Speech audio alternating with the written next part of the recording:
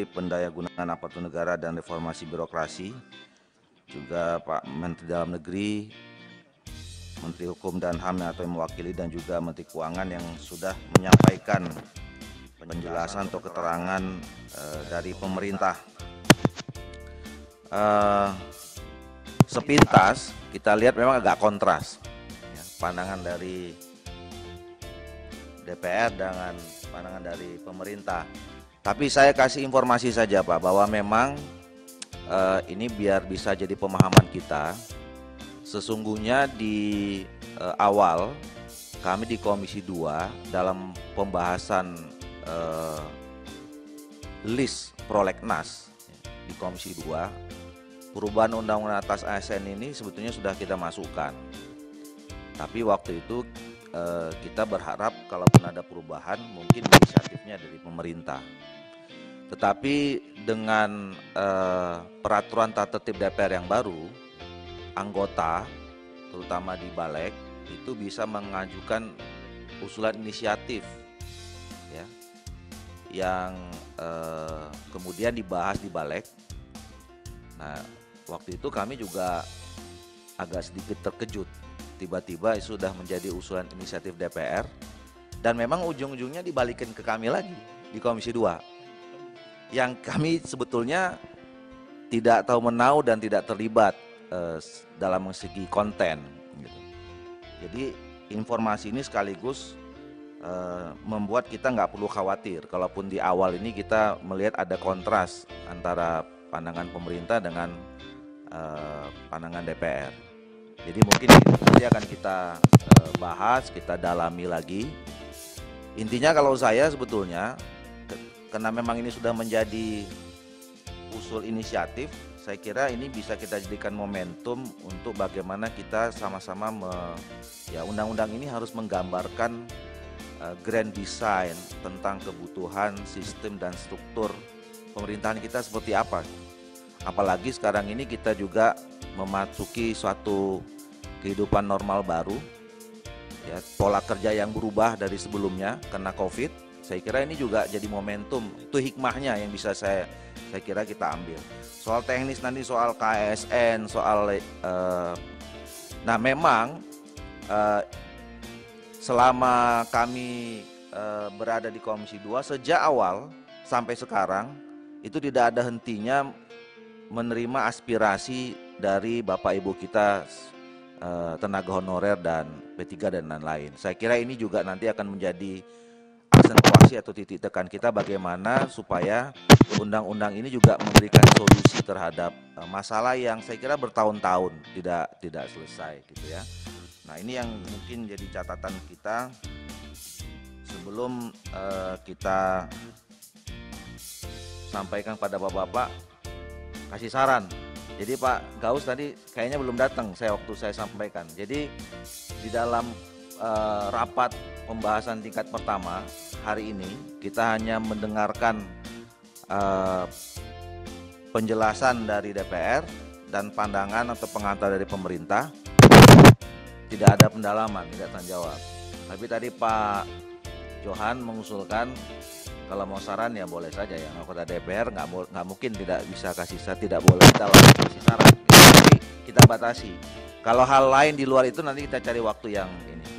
Karena yang usul pertama tadi Pak Johan dulu baru Pak Gaus. Silakan Pak Johan.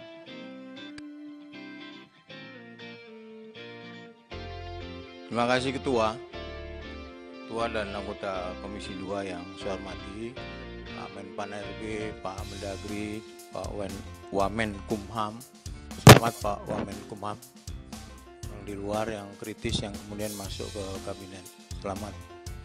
Kemudian Pak Dirjen Anggaran yang saya hormati.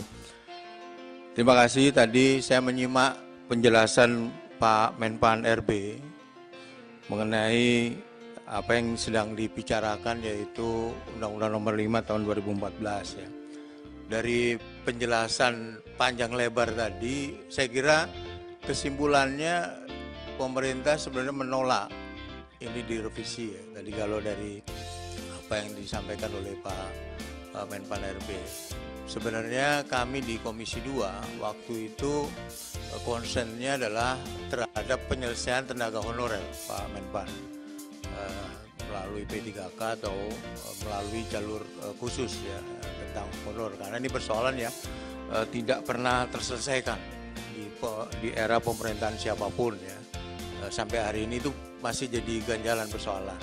Tapi kalau dari penjelasan dari Pak Menpan RB tadi, saya kira persoalan honor ini sebenarnya bisa diselesaikan di tingkat pemerintah ya. Apakah dengan mengubah undang-undang tentang ASN itu kemudian bisa mengakomodir honorer ini atau tidak, saya tidak tahu, belum tahu detail apa yang tadi disampaikan mengenai isi revisi itu. Jadi saya ingin memberi saran ya. Ini saran Pak Ketua. Jadi kalau dari penjelasan Pak Menpan RB tadi ada sekitar 1,3 juta ya, tenaga guru yang akan diangkat gitu ya. Saya mengusulkan memberikan saran bagaimana kalau tenaga itu juga memasukkan tenaga guru honorer yang usianya di atas 35 tahun Pak Menpan RB. Saya beberapa kali ke daerah mendengar secara langsung, kasihan mereka ini sudah lama mengabdi, memberikan sebagai guru honorer dengan penghasilan yang sangat minim ya. Ini kalau bisa saya menyarankan untuk masuk di dalam 1,3 juta tenaga guru yang akan diangkat tadi menurut Pak Menpan RB.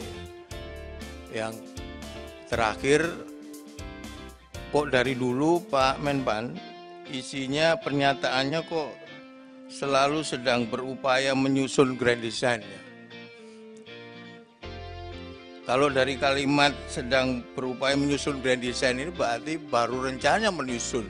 Padahal ini udah lama ini persoalan-persoalan ini. Saya kira kalaupun ada, seharusnya itu sudah jadi semacam blueprint lah, yang kemudian bisa menyelesaikan persoalan-persoalan yang berkaitan dengan tenaga kerja ASN ini secara menyeluruh dan tidak parsial gitu ya. Jadi kalau ada persoalan baru bikin PP gitu. Tapi itu buatlah grand design yang menyeluruh, yang kemudian bisa menyelesaikan persoalan-persoalan yang sekarang ada itu. Apakah itu bisa diselesaikan berapa tahun, tapi jelas gitu ininya, roadmap itu jelas, grand design-nya itu ada gitu jelas. Tapi kalau dari kalimat ini baru berupaya menyusun. Jadi berarti kalau dari kalimat ini belum disusun nih Pak Menpan RB. Saya kira di bawah kepemimpinan Pak Menpan RB yang sekarang, saya berharap ini bisa selesai ya menjelang tahun 2024 nanti. Jadi persoalan semua berkaitan dengan honor, berkaitan dengan ASN ini bisa selesai. Apakah itu diperlukan perubahan atau revisi undang-undang ASN atau tidak? Pemerintah yang tahu. Tapi kalau saya lihat sebenarnya bisa ditangani oleh pemerintah ya, melalui apakah itu PP, apakah itu Kemen. Ini ada Pak Mendagri juga yang mungkin bisa memberikan jawaban ya terhadap saran tadi yang saya sampaikan. Terima kasih Pak Ketua. Terima kasih Pak Johan. Pak Gaus. Terima kasih pimpinan. Assalamualaikum warahmatullahi wabarakatuh. Pimpinan dan anggota Komisi 2 yang saya hormati, Bapak Menpan RB, Bapak Mendagri, Bapak Wakil Menteri Hukum dan HAM, serta Bapak Dirjen, hadirin dan hadirat yang saya muliakan. Setelah mendengar paparan yang disampaikan oleh Pak Menpan RB, Pak Cahyokumolo, saya semalam membaca secara utuh apa yang sudah Bapak bacakan. Kesimpulannya adalah bahwa pemerintah dalam hal ini berkaitan terhadap usul hak inisiatif yang dilakukan oleh DPR dalam rangka melakukan perubahan terhadap Undang-Undang Nomor 5 Tahun 2014 tentang ASN nampaknya pemerintah belum setuju. Itu kesimpulan yang saya baca dan itu pun juga Bapak ungkapkan. Oleh karena ini bukanlah ranah untuk tanya jawab. Oleh karena itu saya menyambung apa yang disampaikan oleh Pak Johan tentang bagaimana grand design pemerintah terhadap pengelolaan dan masa depan ASN ini. Salah satu bentuk sudah disampaikan bahwa akan dihilangkan eselon 3 dan 4. Itu bagian daripada grand design. Tetapi yang lebih penting menurut hemat saya adalah harus ada sikap keberanian pemerintah. Masa depan ASN ini adalah begini. Intinya adalah supaya masyarakat tidak berharap-harap untuk menjadi pegawai negeri sipil atau ASN. Ini pemerintah kan tidak berani, takut. Saya kira takut. Ini masalah tugas dan tanggung jawab pemerintah dalam melakukan bagaimana membuka lapangan pekerjaan yang seluas-luasnya. Salah satu bentuknya adalah merekrut masyarakat yang usia produktif, cakap dan lain sebagainya untuk masuk ASN ini. Dulu Bapak juga pernah menyampaikan bahwa jumlah ASN itu pada hari ini 4,2. Ketika saya pegawai negeri nilainya adalah 5 juta, berarti sudah ada penyusutan. Lalu keinginan pemerintah sebenarnya itu berapa? Bapak sampaikan saja bahwa ASN ini jumlahnya akan dikurangi. Berani nggak pemerintah menyampaikan itu? Akan dilakukan rasionalisasi yang jumlahnya nanti adalah 2,5 juta. Kalau memang itu yang disampaikan, tentu para generasi muda dan para sarjana yang keluar dari perguruan tinggi untuk siap-siap tidak menatap ASN ini merupakan masa depan saya untuk berkarir. Berani nggak pemerintah untuk menyampaikan itu? Sehingga kita dukung untuk itu. Ini Bapak udah nanggapin bukan tanggapan dan dalam. Jadi gini, saya juga sampaikan nanti bapak-bapak yang di virtual menyampaikan.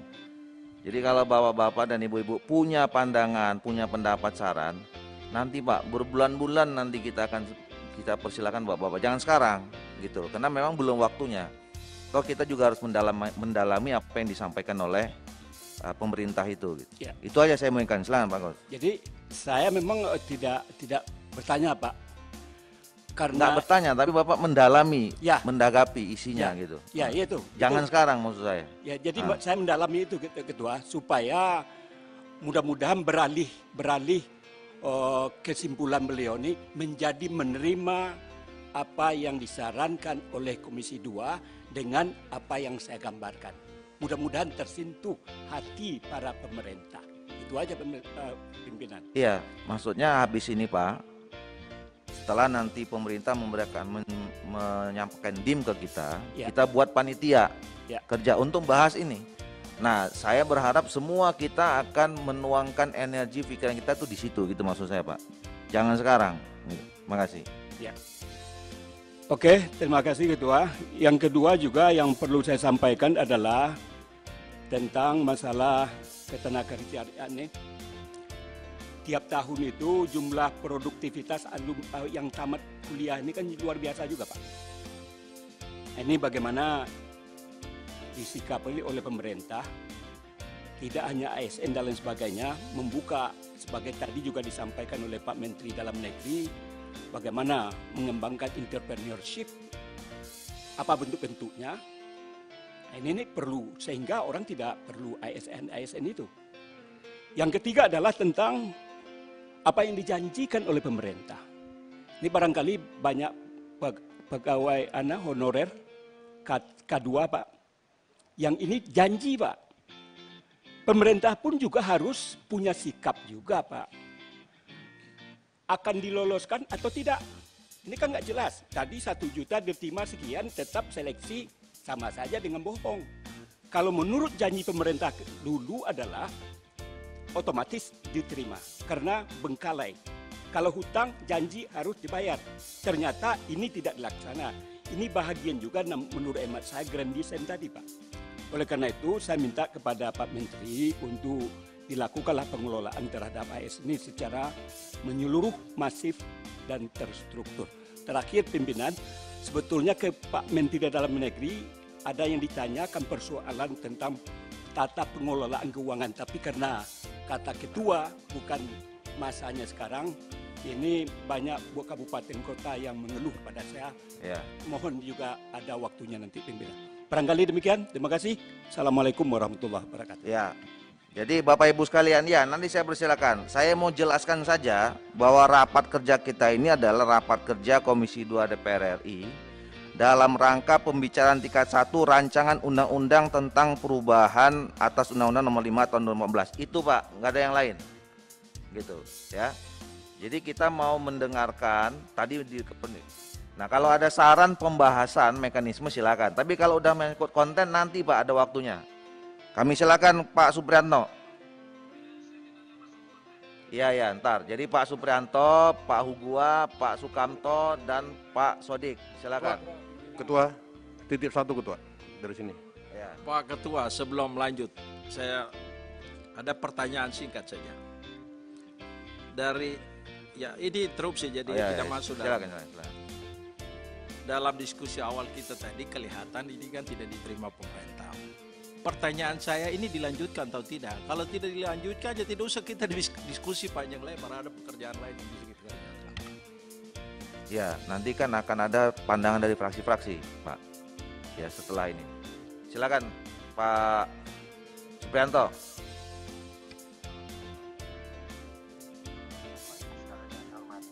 Saya mengusulkan saja terkait dengan rancangan perubahan undang-undang, silakan aja nanti dibahas di kemudian hari. Terus kemudian yang terpenting adalah ketika proses rekrutmen P3K ini akan berjalan, maka sebetulnya yang paling bijaksana adalah dibuat 2 jalur.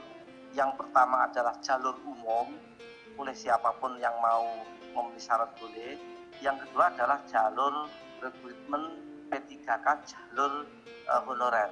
Artinya honorer diadu dengan honorer, yang umum diadu dengan yang umum.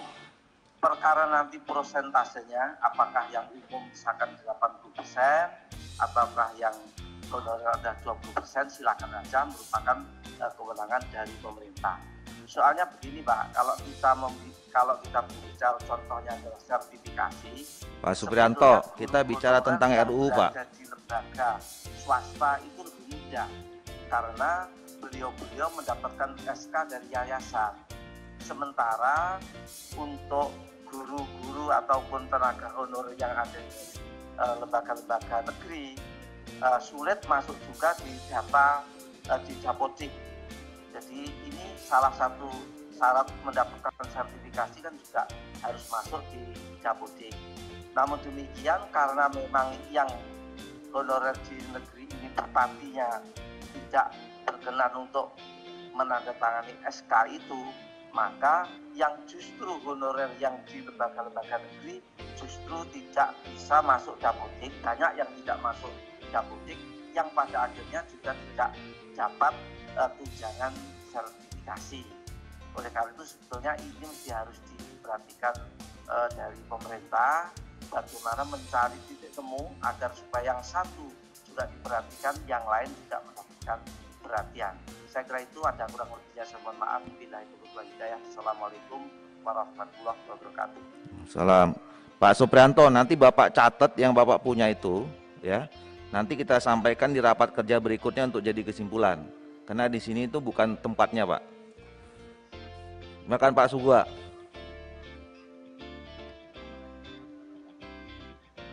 Pak Menpan, Pak Mendagri, Pak Menkumham, dan Pak Dirjen. usul saya dan kawan-kawan anggota Komisi 2 bahwa rapat selanjutnya untuk pendalaman wajib dilanjutkan. Walaupun hari ini terkesan dari paparan Menpan tadi sepertinya ini ditolak. Alasan pertama, kenapa perlu dilanjutkan, bahwa banyak pelanggaran undang-undang yang dilakukan oleh para pejabat, termasuk pejabat di pusat dan pejabat di daerah berkaitan dengan Undang-Undang ASN. Undang-Undang nomor 5 tahun 2014 ini artinya apa? Kita cuma mengenal dua, PNS dan P3K. Tapi masih banyak honorer lain yang menggunakan APBD maupun APBN. Pertanyaannya, ini pelanggaran undang-undang. Kalau pelanggaran undang-undang, saya belum tidak tahu apakah ini pidana atau perdata. Karena undang-undang melarang untuk merekrut, tetapi kenyataan sampai saat ini banyak kementerian, banyak bupati, wali kota, gubernur masih mengangkat tenaga honorer di luar P3K dan PNS. Oleh karena itu maka harus ada ruang di undang-undang mengakomodir dua kepentingan ini. Oleh karena itu maka perlu dilanjutkan pembahasan selanjutnya dan pendalaman. Yang kedua, masih ada sekelompok orang yang sudah mengabdi tidak dimuat dalam pasal di Undang-Undang nomor 5 tahun 2014 ini. Banyak sekali tenaga honorer K2 yang umurnya di atas 30 tahun dan sudah mengabdi kepada negara ini berpuluh-puluh tahun. Dan mereka tidak ada pilihan lagi. Sebagaimana tadi Pak Menteri mengatakan atau Bung Johan mengatakan nanti kalau memang dibatasi mereka harus mencari pekerjaan di luar. Mereka sudah terjebak menghabisi umur dan waktu mereka untuk mengabdi kepada negara. Tetapi Undang-Undang nomor 5 tidak mengakomodir mereka untuk ikut tes karena umur mereka sudah melewati 30 tahun. Sudah Pak Ugo, disimpan dulu Pak.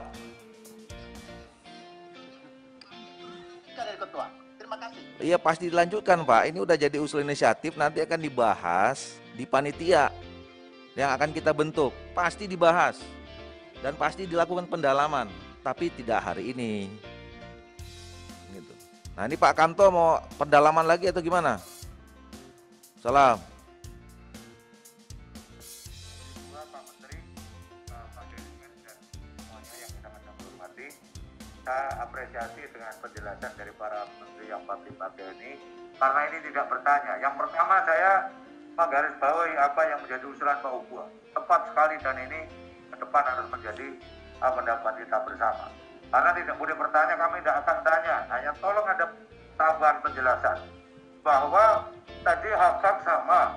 Bolehkah PPPK itu nanti bisa mutasi ke daerah yang lain karena mengikuti suaminya? Itu perlu diperjelaskan, tidak saya pertanyakan. Tolong dijelaskan. Karena kalau PNS bisa pindah ke luar Jawa, pindah ke Jawa dengan alasan mengikuti suaminya. Dan yang ketiga juga tolong dijelaskan. Alasan-alasan yang paling konkret itu sebenarnya apa sih? Kalau memang hak-haknya sama, tidak dirubah-rubah menjadi keresahan meresahkan para pegawai-pegawai negeri, calon-calon pegawai negeri atau masih yang sekarang ini mau melamar pegawai negeri. Tolong dijelaskan secara detail. Pertanyaan akan banyak nanti setelah kami perhatikan ketua nanti pertanyaan nanti. Kita punya 1000 pertanyaan. Terima kasih. Assalamualaikum warahmatullahi wabarakatuh. Salam. Sekali lagi saya mau ingatkan bahwa kita ini adalah rapat kerja pembicaraan tingkat 1 rancangan undang-undang Pak. Silakan Pak Sodik. Terima kasih Pak Ketua, yang saya hormati pimpinan dan rekan-rekan Komisi 2. Yang saya hormati Menteri RB, Mendagri, Menkumham, dan Dirjen Keuangan. Assalamualaikum warahmatullahi wabarakatuh. Bapak-bapak, izin saya sampaikan, saya di Badan Legislasi dan kami fraksi Gerindra yang memang fraksi yang mengusulkan tentang perubahan undang-undang ini. Ada beberapa hal yang mendasar yang saat itu menjadi dasar. Pertama soal keberadaan Komisi ASN, itu yang menjadi dasar pertama. Yang kedua, banyaknya sekali masalah-masalah ketenaga kerjaan, terutama yang menyangkut tenaga honorer. Yang ketiga, tadi disampaikan juga oleh Ketua Komisi, Dr. Doli, tentang manajemen dan kualitas ASN ke depan yang lebih profesional, yang ternyata juga terdorong kemungkinan profesionalismenya itu dengan kasus COVID ini. Karena itulah maka walaupun pemerintah sudah menolak dalam pernyataan pertama ini, terutama untuk kasus Komisi ASN dan tentang pengangkatan tarif honorer, tapi masih banyak yang perlu kita bicarakan, terutama untuk membangun ASN masa depan yang lebih baik, yang ternyata saya katakan tadi bisa diambil hikmahnya dari kasus modernisasi di musim COVID ini. Itulah maka saya tetap menyarankan Pak Ketua, kita bentuk tetap panja ini, apalagi pembatalan sebuah undang-undang tidak cukup di Komisi 2, harus juga kepada Badan Legislasi, kepada Bamus, dan kesepakatan paripurna. Ketua, maka sekali lagi saya usulkan kita tetap membentuk panja. Usulan dari teman-teman tadi tentu kita akan membahasnya, dan yang lebih penting lagi, kita nanti dengan pemerintah bisa bicara lebih mendalam dalam forum yang akan panjang nanti tentang masalah-masalah ASN dan juga tentang visi kita ke depan tentang ASN. Baik. Demikian. Salam. Terima kasih Pak Sodik. Jadi hari ini kita tidak membahas apakah kita meneruskan panja atau tidak. Pasti kita akan membentuk panja karena ini sudah menjadi usulan inisiatif DPR, dan Pak Sodik sebagai pengusul tadi fraksi ini pasti akan diminta penjelasannya nanti. Ada waktunya, latar belakang kenapa ini diusulkan. Itu ada di dalam Tatip 146 tuh di yang baru. Jadi Pak, saya kira udah cukup. Kecuali mekanisme Pak, jangan lagi dalam-dalamin yang tadi lagi nih. Gitu. Silakan. Ya, makasih Ketua. Selamat tahun baru kepada kita semua. Salam sehat, Pak Menpan, Pak Mendagri, Pak Wamen, Kumham, dan Pak Dirjen dari Kementerian Keuangan. Saya berpendapat bahwa pemerintah tidak pernah menolak ya usulan dari kita ini. Kan pendapat pemerintah saja yang sudah kita terima hari ini, ya kan? Jadi tidak ada ya hal-hal yang aneh sebenarnya. Yang kedua, seperti Pak Ketua bilang, dalam panja kita akan bahas ini secara detail. Saya khusus mau bicara ke Pak Mendagri. Pak Mendagri, ini menjadi tugas dan kewenangan Pak Mendagri supaya mengawasi para kepala daerah, Pak. Ya, mereka itu sampai sekarang masih ya menerima ya para tenaga honorer dan mengutip duit. Sampai sekarang, Pak. Dan ini terjadi di Simalungun. Ya 1.210 sekarang tenaga honorer. Dan masa kontrak mereka sudah habis Pak setahun. Untuk memperpanjang, mereka harus membayar. Bahkan tenaga honorer juga ditambah Pak, lebih kurang 600 orang.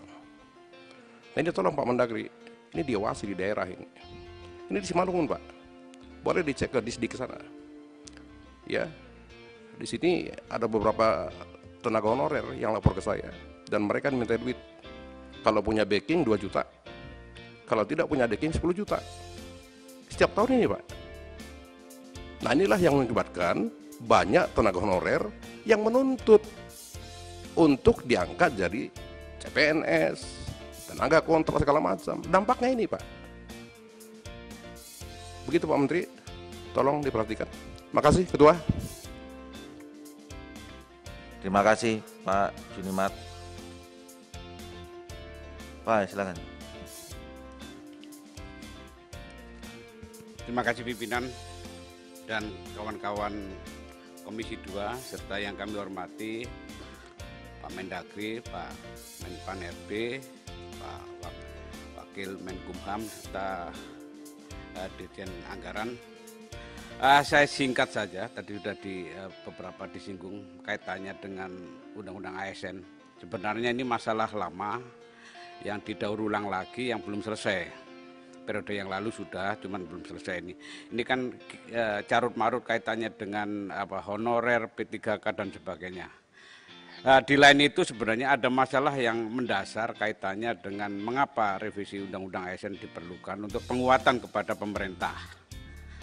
Ini kaitannya memang menyongsong visi Indonesia Maju seperti yang dipaparkan Pak Cahyo, yang isinya sebenarnya dukungan dari undang-undang ini sudah tidak memadai. Kaitannya sejak reformasi sampai sekarang, apalagi sekarang di era pandemi di mana ekonomi semakin sulit, ini kaitannya pelayanan publik, desain birokrasi itu menjadi penting. Kaitannya bagaimana memprofesionalkan, mewirausahakan birokrasi menjadi penting. Apakah ini cukup dengan peraturan pemerintah ataukah dengan perbaikan undang-undang, karena di Undang-Undang Cipta Kerja juga ini ternyata tidak disentuh masalah aparat ASN ini, hanya pemerintahan secara umum. Pimpinan, kaitannya dengan Undang-Undang ASN ini sebaiknya diperdalam juga kaitannya, karena yang selama ini menjadi sebelum reformasi alat politik negara, alat politik pemegang kekuasaan ini kan sekarang kan di era demokrasi ini kan berbeda. 2014 sampai 2021 di mana demokrasi semakin matang, preferensi pasar semakin kuat, membutuhkan birokrasi yang handal. Nah, ini undang-undang ASN perlu menajam ke sana. Coba ya, kita nanti lihat. Bapak sampaikan aja Pak, nanti di pendalaman. Kaitannya ini berdampak pada peran dari Kementerian Dalam Negeri. Saya cukup senang Menteri Dalam Negeri hadir, karena di setiap masalah itu kuncinya ada di Kementerian Dalam Negeri yang punya wilayah. Tidak ada yang sehebat Menteri Dalam Negeri yang punya wilayah. Semuanya menteri ini harus berkoordinasi dengan Mendagri. Ini tugas besar Bapak, kaitannya bagaimana meningkatkan, memajukan negara di tengah ekonomi negara yang sedemikian menurun, pendapatan asli daerah menjadi turun. Ini tugas dari Kementerian Dalam Negeri mengelola daerah sekaligus memajukan ASN yang ada. Terima kasih. Baik, terima kasih Pak Pak Endro. Ketua, tadi saya gunakan hak interupsi, sekarang saya mau bicara. Silakan Pak Kamal. Kalau saya tidak salah baca, di halaman 10 butir C, kesimpulan pemerintah.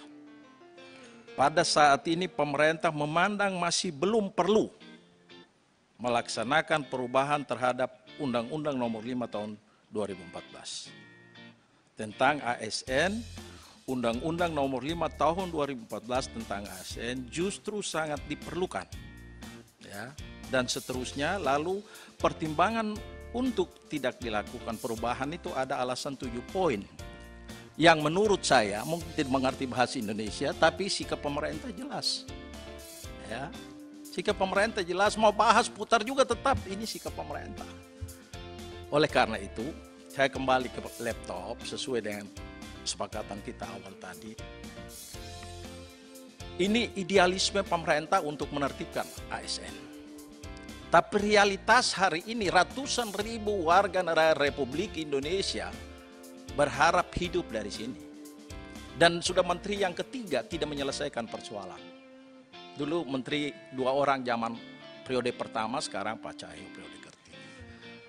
Saya usulkan saja, karena ini menyangkut hak warga negara untuk hidup juga di Republik ini. Ada yang sampai mati dari waktu ke waktu sampai pensiun meninggal. Jadi tolong apapun alasannya ini harus dicari solusinya. Kondisi hari ini kita dalam keadaan yang tidak nyaman. Republik hari ini satu potensi yang sangat rawan. Kalau kondisi rawan, orang memanfaatkan ini itu berbahaya. Bapak-bapak sebagai pembantu presiden saya mau ingatkan itu. Mudah-mudahan tidak ada yang memanfaatkan kesempatan dalam kesempitan ini. Oleh karena ini menjadi perhatian, bagaimana solusinya? Harus ada solusi, tidak bisa begini. Ini ratus ribu orang. Ya. Yang kedua, tadi sudah dikasih tahu oleh beberapa teman-teman terdahulu, Pak Mendagri, ini harus tertibkan kepala-kepala daerah ini. Ini karena pemilihan kepala daerah langsung ini akibat ini.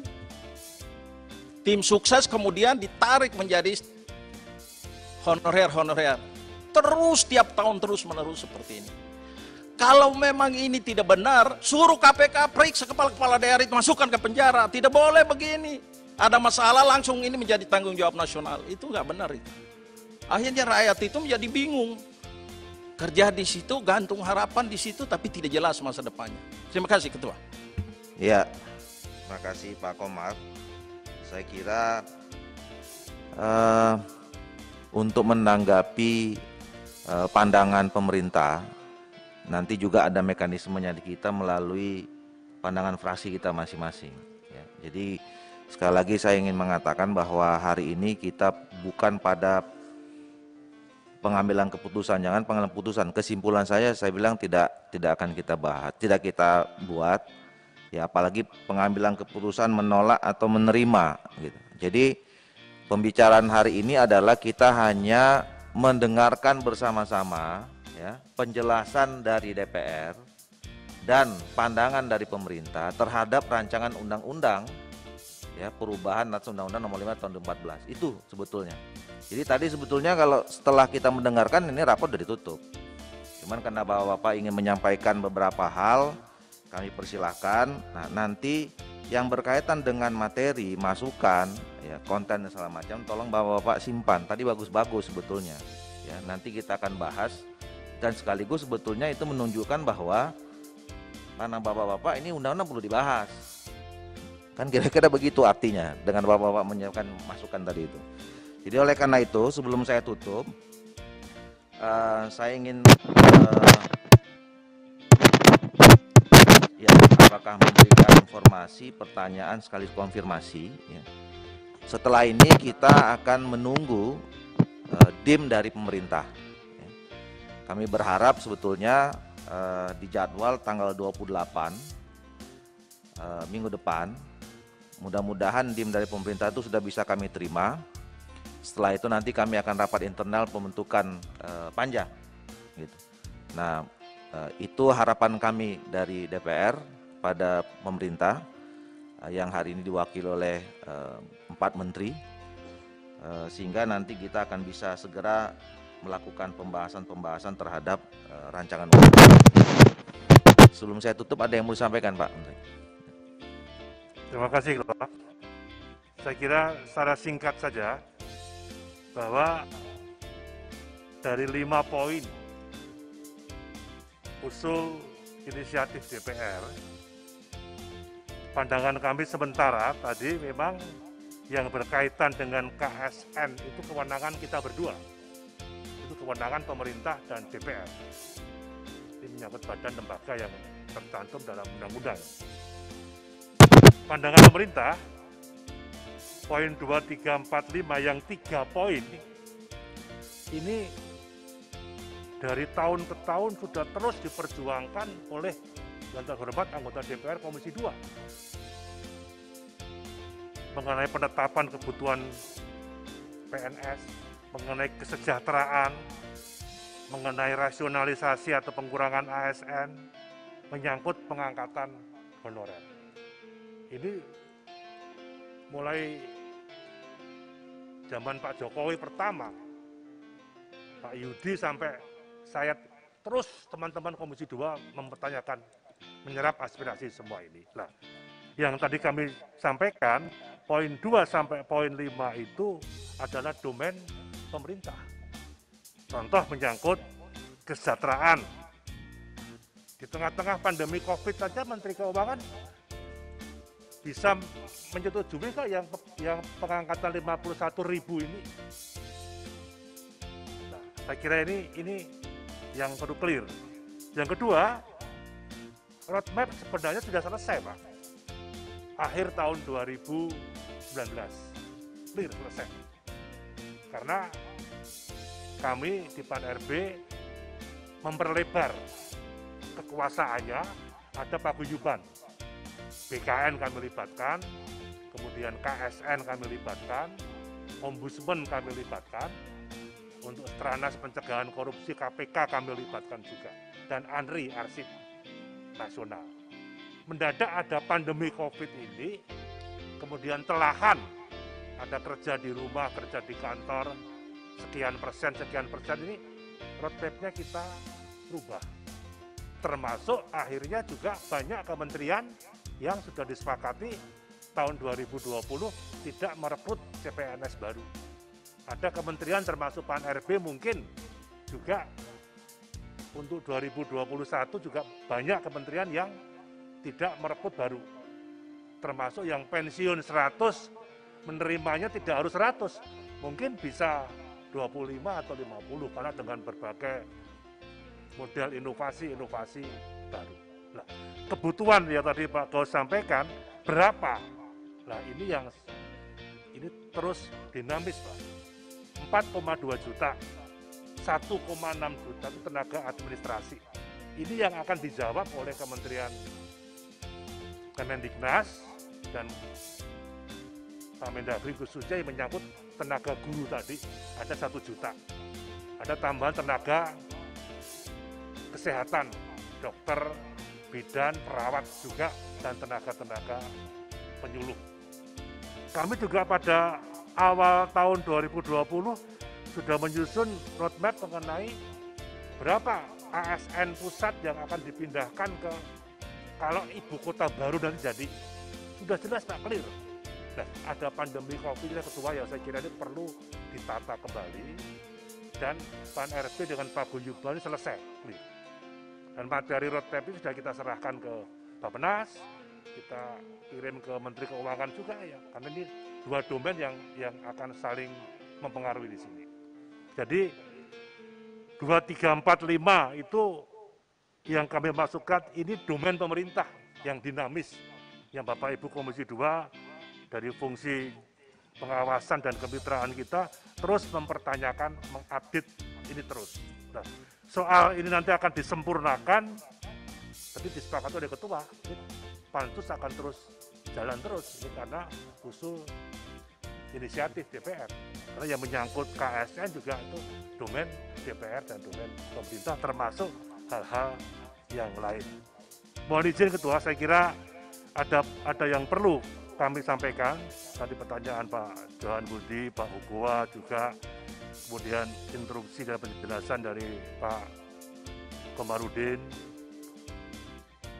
bahwa secara prinsip ya, upaya pemerintah untuk mengangkat tenaga honorer itu sudah dinyatakan selesai pada tahun 2014. Itu supaya clear di sini.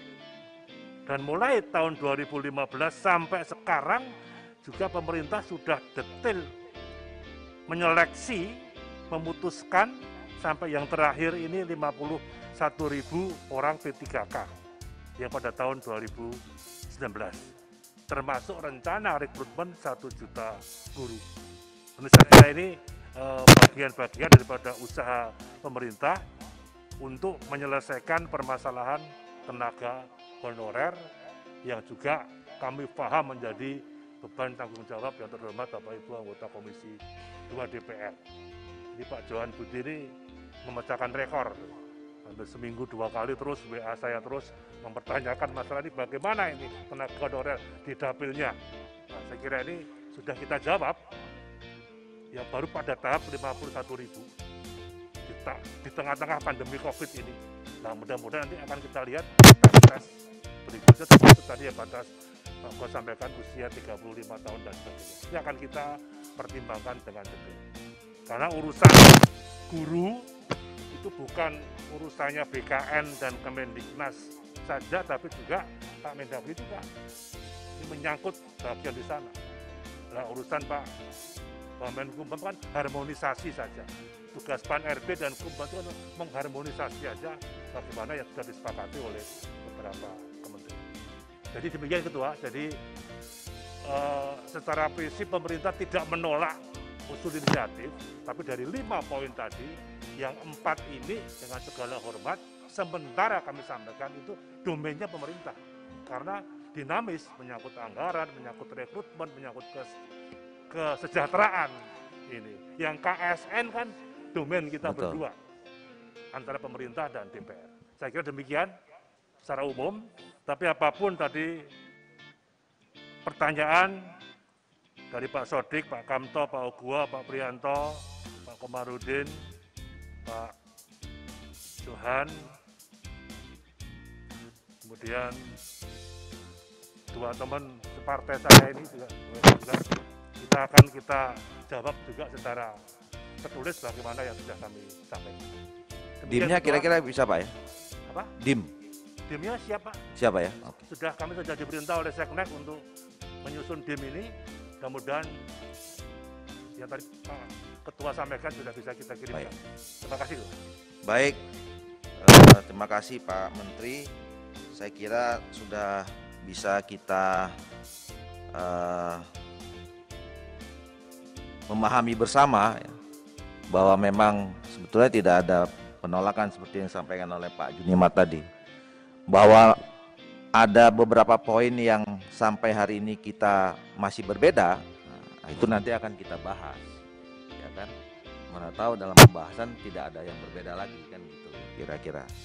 Jadi Bapak Ibu sekalian, sebelum saya tutup, ya, jadi nanti kita tunggu agenda berikutnya adalah dim dari pemerintah, ya, yang sudah kita jadwalkan akan diserahkan tanggal 28 Januari yang akan datang.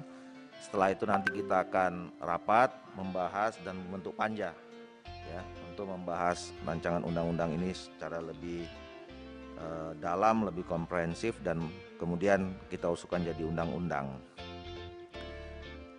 Untuk itu kami mengucapkan terima kasih banyak pada Menteri Pendayagunaan Aparatur Negara dan Reformasi Birokrasi, kemudian pada Menteri Dalam Negeri, Menteri Hukum dan HAM, kemudian Menteri Keuangan dan seluruh jajaran, dan juga terima kasih banyak pada seluruh pimpinan dan anggota Komisi 2 DPR RI.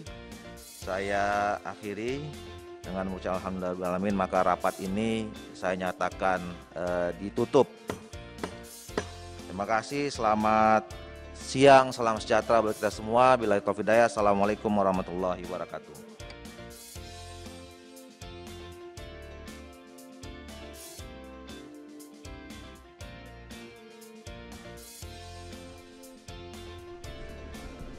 Ya pemirsa, demikianlah tadi Anda telah menyaksikan bersama rapat kerja dari Komisi 2 DPR RI bersama dengan Menpan RB, Menteri Keuangan, Mendagri dan juga Menkumham, di mana ada dua agenda yang tadi telah dibahas.